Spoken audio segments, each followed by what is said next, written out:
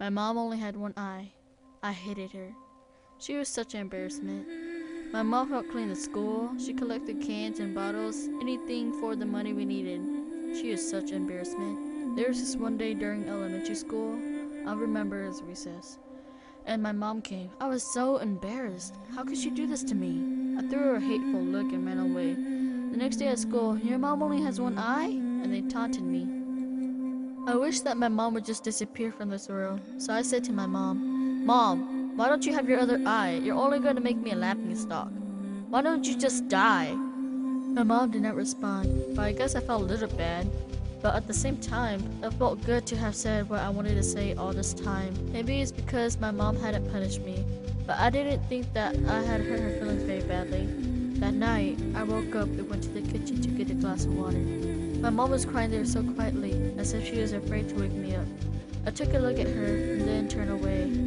Because of the thing I had said to her earlier, there was something pinching me in the corner of my heart. Even so, I hated my mother, who was crying out of her one eye. So I told myself that I would grow up and become successful, because I hated my one-eyed mother and being poor.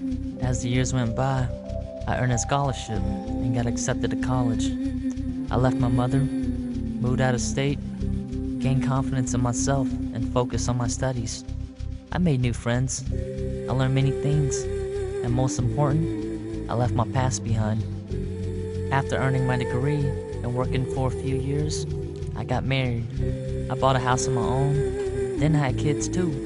Now I'm living happily as a successful man. I like it here because it doesn't remind me of my mom. This happiness was getting bigger and bigger. Then one day, someone came to visit me. I thought to myself, what? Who's this? It was my mother, still with her one eye. I felt like the whole sky was falling apart on me. My little boy ran away scared of my mother's one eye, and I asked her, who are you? I don't know you. As if I tried to make that real, I screamed at her, how dare you come to my house and scare my son? Get out of here, now. And to this, my mother quietly answered, oh, I'm sorry. I may have gotten the wrong address. And she disappeared. Thank God she didn't recognize me. I was quite relieved. I told myself that I wasn't going to care or think about this for the rest of my life. A couple months passed. Then a wave of relief came upon me. One day, a letter regarding a school reunion came to my house. I lied to my wife, saying that I was going on a business trip. After the reunion, I went down to the old shack, which I used to call a home, just out of curiosity. I knocked on the door, and someone came out that I didn't know. I asked her, what happened to the old lady, my mother, that used to live here? She replied that my mother donated a home to the church, and that my mother had passed away a couple weeks ago. But I didn't even shed a single tear. She gave me an envelope. Inside it was a letter to me from my mother. She wrote, My son, I think my life has been long enough now. I think of you all the time.